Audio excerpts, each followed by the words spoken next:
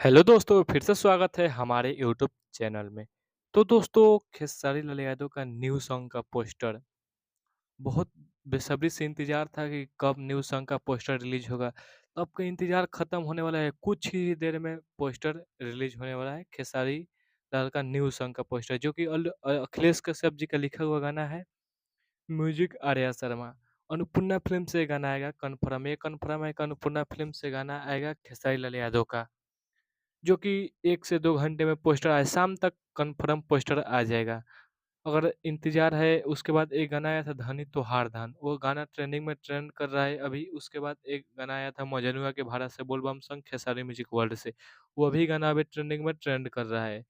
बहुत मतलब कि ये बहुत बेसब्री से इंतज़ार था न्यू सॉन्ग का पोस्टर पे बहुत जल्द आने वाला है। तो आप लोग पोस्टर आते ही दबाकर शेयर करना है। उसके बाद अन्नपूर्णा फ़िल्म से गाना आएगा, कल या परसों तक गाना आ जाएगा।